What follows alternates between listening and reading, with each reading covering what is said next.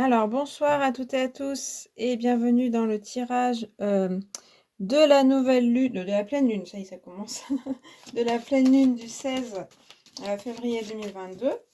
On va regarder avec le tarot de Marseille, les majeurs, ce qu'on va quitter, les énergies de la période en fait, de la pleine lune, les énergies qu'elles apportent et puis ce qu'on va quitter et ce qu'on va retrouver ensuite et par quoi on va passer.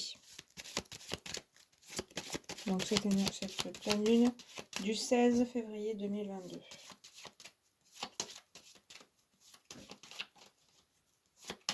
Bon, moi je sais pas pour vous, mais je sens du changement d'énergie quand même. Alors, je vais regarder la coupe déjà. Arcane son nom direct.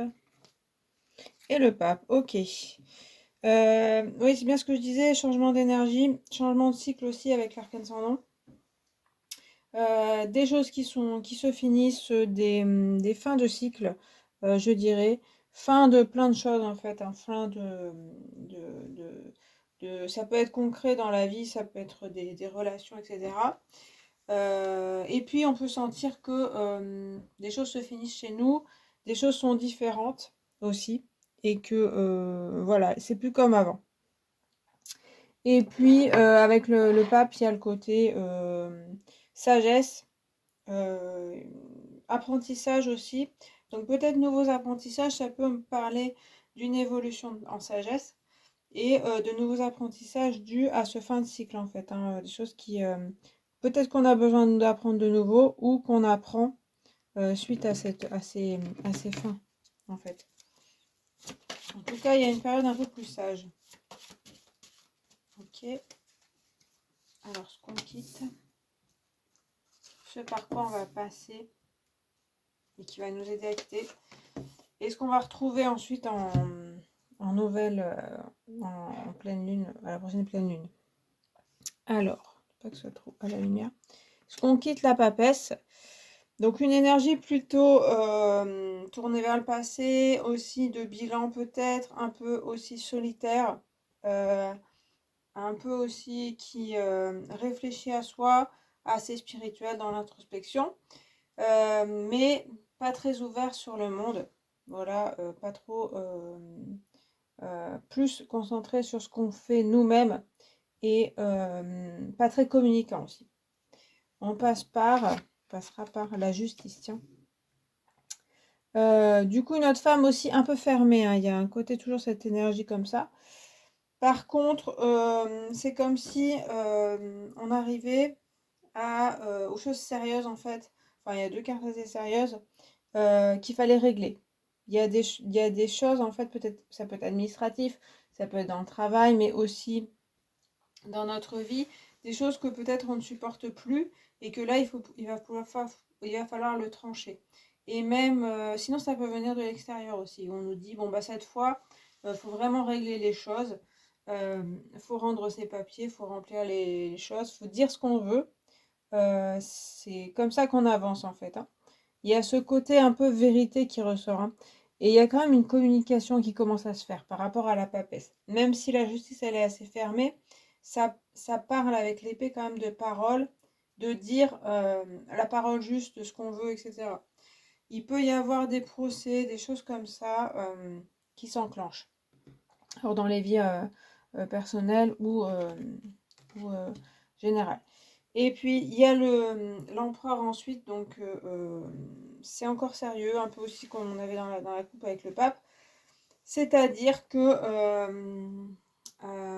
là, dans le professionnel par exemple, ça peut être on met en place des choses, on met en place les papiers et puis on commence à exercer ou à travailler ou à entrer en relation avec quelqu'un. Il y a une vraie énergie de sérieux, de concrétisation, oui, de concret, de professionnel qui se met en place, donc qui entre en action en fait en fin de période. Toute la période, on dirait qu'on prépare vraiment sérieusement les choses. Et puis ensuite, il faut les faire avec l'empereur. Et apparemment, bon, c'est assez sérieux pour l'instant. Alors, du coup, avec la papesse, il y a la lune. On retrouve leur point commun, c'est l'intuition qui est assez forte avec la lune et la papesse. Donc, un côté qui peut ressortir très intuitif en début de période, très sensible aussi. Donc, on peut avoir des guides, on peut avoir des visions, des rêves aussi, hein. Moi, je l'ai ressenti, ça pas mal quand même, le rêve, hein. Des entités ou des choses comme ça qui viennent. C'est une certaine sensibilité en début de période. Les émotions aussi qui peuvent remonter. Alors, avec la papesse, elles sont un peu retenues. Euh, avec la lune, c'est oui, ça donne un côté un petit peu, on dit pas tout à fait, c'est plutôt, c'est toujours pas dit vraiment les émotions, ce qu'on ressent, etc. C'est plutôt laissé un petit peu dans le côté inconscient et ça va s'exprimer justement par les émotions sans qu'on sache ou qu'on l'exprime en tout cas pourquoi on ressent ces émotions-là. Donc c'est un peu brouillasseux tout ça, hein. Voilà. Après, dans toute la justice, ok, l'ermite. Donc, ouais, il y a vraiment ces énergies-là, comme ça, très introspection qui reviennent. Il s'agit aussi avec l'ermite d'explorer un petit peu ce côté inconscient, ce côté émotionnel, et puis pourquoi on ressent ces choses-là. Ces trois cartes vont bien ensemble, un côté un petit peu très recherche de soi-même, recherche de compréhension de soi-même. Il n'y a pas beaucoup de communication, comme je vous disais. Il y a vraiment plus un côté, on observe ce qu'on ressent. Et puis, avec la justice, peut-être que on est face à soi-même quand même, hein. Voilà. Et puis, la roue de fortune en dessous de l'empereur. Il y a une histoire de faire avancer les choses quand même. Bon gré, mal gré, je dirais. C'est un peu aussi, on patauge un peu, comme avec la lune, mais en fin de période, en fait, je dirais, début mars, voilà, ou deuxième semaine de mars peut-être, là, il y a quelque chose qui s'enclenche un peu plus. Alors que là, la période avec fin février, ça risque d'être beaucoup, on se prépare, on essaye de se comprendre. On essaye de connaître la vérité aussi ici. Après, ça permet une évolution. Voilà. Donc, mais il faut d'abord faire toute cette préparation. L'évolution, elle n'est pas hyper rapide non plus, hein. Mais elle se fait quand même, hein, parce que avec la roue de fortune, ça parle quand même de karma, autre chose comme ça, donc de choses importantes. Et puis,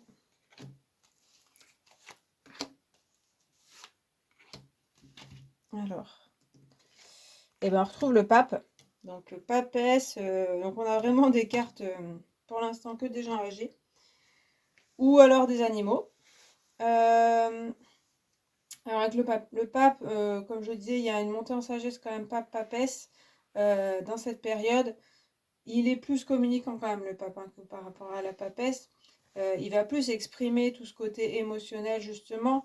Il y a une histoire de digérer quand même ses émotions et ses sentiments. Aussi en apprendre, comme je vous disais. Mais on a d'abord un certain intériorité où c'est difficile, comme je vous disais, d'exprimer les choses. Donc le pape temporise un peu ça, mais il y a quand même des difficultés. Et il va pas non plus beaucoup parler, le pape, hein.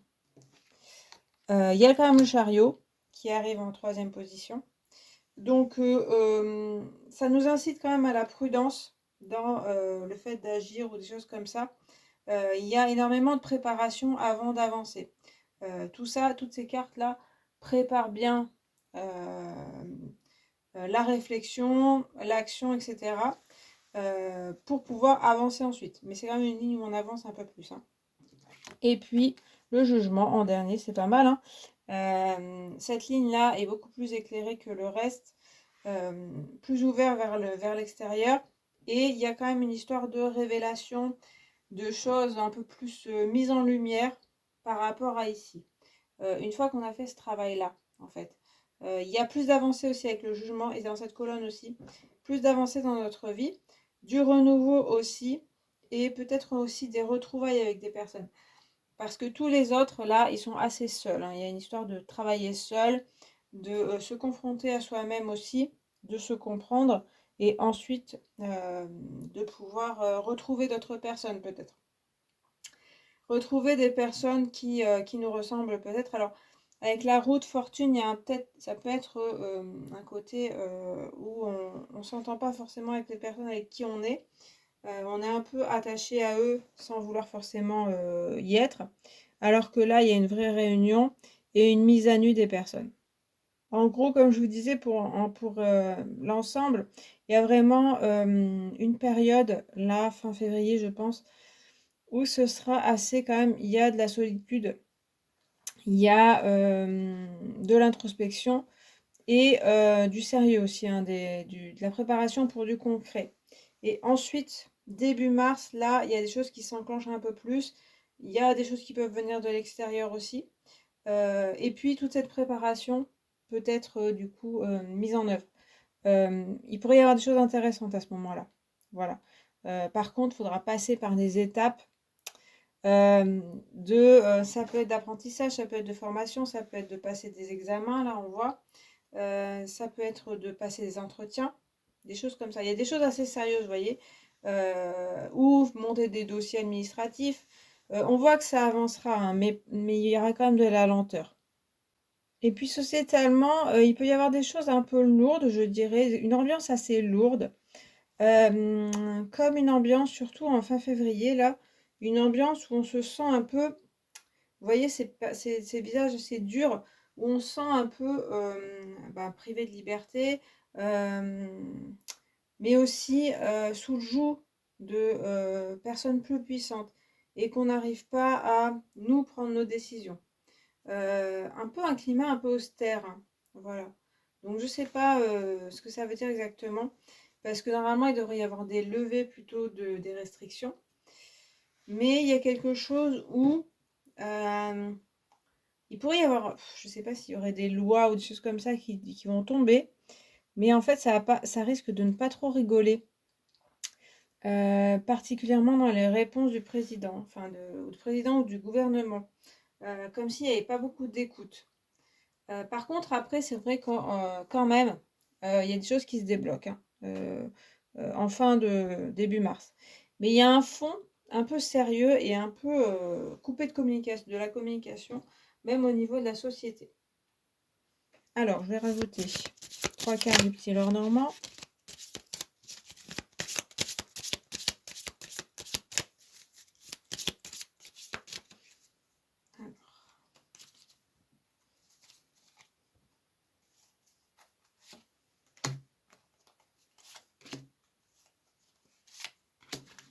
Alors, on a les oiseaux. Alors ça c'est marrant parce que c'est la communication, donc bon finalement il y en aura quand même bien de la communication. Moi c'est pas ce qui me semblait très très primordial. Avec le pape un peu plus comme je disais. Donc il peut y en avoir quand même. Après, j'ai l'impression que c'est plus des choses plus pas spirituelles. Enfin, ça peut être une communication spirituelle peut-être, puisqu'on a quand même 3 cartes spirituelles. Donc on peut parler de ça, peut-être. Et après, ce serait plutôt, c'est une communication qui n'est pas profonde avec les gens. C'est un peu du pia-pia avec les oiseaux, hein, je trouve, surtout quand on voit ça. Donc, peut-être superficielle, voilà, c'est peut-être une communication superficielle, mais par contre, de ce qui est des communications, de ce qu'on ressent vraiment, c'est un peu bloqué. Par contre, c'est vrai que quand j'ai dit spirituel, une communication spirituelle, c'est possible en fait, hein, comme je parlais de ces histoires de rêves, de voir des entités, de médiumnité, etc. Ça peut être favorisé. C'est pas forcément non plus des entités néfastes ou quoi. Ça peut être aussi des communications spirituelles, hein, qu'on peut avoir et que tout le monde peut avoir, je dirais. Après, on a le bateau. Donc il y a quand même une idée de mouvement, chariot, bateau, des avancements, des choses nouvelles aussi, des choses qui avancent quand même. Donc des projets qui avancent, on nous parle à la fois de faire les choses sérieusement, mais aussi de faire avancer les choses. Donc, logiquement, c'est plutôt bon signe d'avoir ces 4 cartes ensemble parce qu'il y a à la fois des choses qui sont bien préparées et ça avance quand même. Parce que là, on a des énergies un peu ralenties, ici un peu plus rapides. Donc, il y aurait certainement quand même de l'avancement dans les projets et dans les vies. Ça peut être aussi un peu partir à l'aventure, même si voilà, tout est un peu lourd. Donc c'est difficile de se détacher en fait de ce qu'on laisse. On voyait l'arcane sans nom dans la coupe, mais qui parlait de fin, mais c'est assez lourd pour se sortir de ça. Ça va dépendre des personnes, mais il y a un peu cette énergie-là quand même.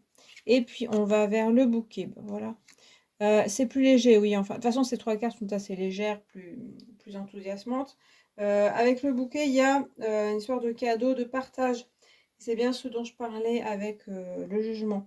Qu'on peut trouver une communauté, qu'on peut trouver des personnes intéressantes.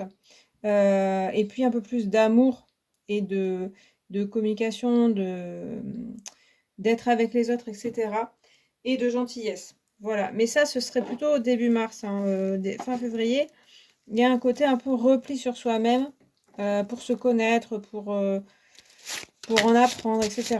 Bon, bah, il y a l'amour et la rivière qui sont sortis, donc lâcher prise. C'est bien ce dont je parlais. Hein. Je parlais aussi d'amour ici. Hein. Voilà, en fin de cycle. Alors.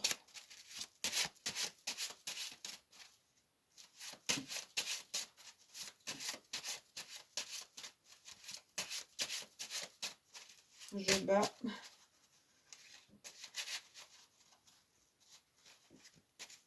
Alors, je vais utiliser mon oracle et je vais rajouter 3 cartes. Hop, dans ce qu'on quitte, qui va nous aider à quitter. Et ce vers quoi on se dirige. Alors, ce qu'on quitte en plus, la clairière, un moment de repos. Oui, il ne faut pas oublier non plus que peut-être qu'il y a un côté où ça stagne un peu en début de période, mais c'est aussi pour se reposer et pour prendre un peu plus de temps pour soi. Ça parle beaucoup de méditation aussi, relaxation, etc. D'être avec soi-même, d'être en paix avec soi-même en fait, se retrouver.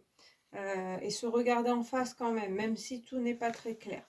Mais la carrière, c'est d'abord un instant de repos dans sa vie agitée. Donc, certainement, c'est aussi un conseil hein, de se reposer, de ne pas être trop dans l'action tout le temps. Mais d'ailleurs, c'est pas très présent. Hein.